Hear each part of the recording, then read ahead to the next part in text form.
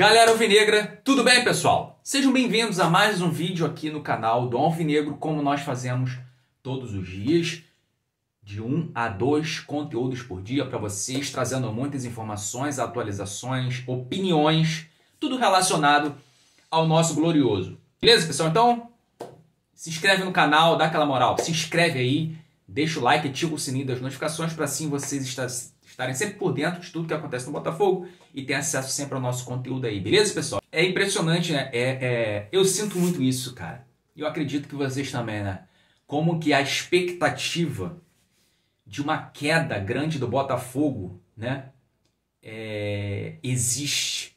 Como que a expectativa da subida dos queridinhos dele também existe, né? Uma grande expectativa para que tudo isso que a gente tem visto durante o campeonato mude, né? O Botafogo líder isolado, com muita diferença para o segundo colocado, eles estão insatisfeitos com isso a gente consegue perceber. Mas vamos lá, pessoal. Primeiro, o Flamengo. Vamos falar um pouquinho aqui para falar da campanha do Flamengo 2019, para servir como parâmetro, que foi a melhor campanha da história dos pontos corridos, terminaram o campeonato com 90 pontos. Na 22ª rodada, o Flamengo tinha 49 pontos. 49 pontos. O Botafogo hoje tem 51 pontos. Beleza? O Palmeiras, que vinha em segundo colocado, tinha 46. 3 pontos atrás. Eu não estou falando aqui que o Botafogo vai fazer 90 pontos, que vai quebrar esse recorde. Eu não acredito que o Botafogo vai fazer 90 pontos. Tá? Mas vamos lá. Ainda, a campanha do Botafogo na 22ª rodada é a melhor campanha de um clube da Série A na história dos pontos corridos. Ainda há esse recorde. Com 51 pontos, hoje o Botafogo tem a melhor campanha da história dos pontos corridos no Brasileirão. Então, não existe crise. Não existe terra arrasada. Nós, torcedores, a torcida do Botafogo, não pode entrar nessa, beleza? O que, na minha opinião, o Botafogo não precisa nem fazer uma campanha como fez no primeiro turno, o mesmo aproveitamento. Vamos falar do Palmeiras, que é o segundo colocado com 11 pontos, com 10 pontos de diferença, né? Colocando que o Palmeiras faça uma campanha muito acima da média, né? De que a cada 9 pontos, né, 3 jogos, o Palmeiras faça 7, que dá aí quase 80% de aproveitamento. 3 jogos, 2 vitórias e 1 empate. E a cada 9 jogos, o Botafogo faça 5, que seria aproveitamento aí de quase 60%, aproveitamento de G6 nesse segundo turno. A cada 3 rodadas, o Palmeiras iria tirar ali por volta de 2 pontos. Ainda assim, o Botafogo iria terminar campeão brasileiro. O Botafogo, para terminar essa temporada campeão, basta ter um aproveitamento de aproximadamente 60% no segundo turno. Agora, vamos falar do Bruno Lage. No Campeonato Brasileiro, foram 7 jogos. São 3 vitórias, 3 empates e 1 derrota. De 21 pontos disputados, o Botafogo fez 12, que dá aí na casa dos 60% de aproveitamento. Então, o Botafogo, mantendo o que está sendo feito até aqui, mesmo com essa queda de produção, seria dentro do esperado, cara. O Botafogo dificilmente iria ter o mesmo aproveitamento no segundo turno em relação ao primeiro turno. É natural que os times no segundo turno caiam um pouco de produção, porque a competitividade aumenta muito. Mesmo o líder do campeonato não consegue ter um aproveitamento tão absurdo assim. Existem raríssimas exceções, mas o natural é que fique mais disputado para todo mundo. Inclusive, vai estar mais disputado para o Palmeiras, vai estar mais disputado para o Flamengo. Os times lá de baixo, que estão na zona de abaixamento, vão querer pontuar, vão querer subir na tabela. E assim como o Botafogo irá perder pontos, os concorrentes também irão perder pontos. Mas o Botafogo tem que pontuar, cara. Ter pelo menos 60% de aproveitamento. Então, Agora vamos falar, né, daqui, do que tem que acontecer daqui para frente. Temos 2 semanas de data FIFA.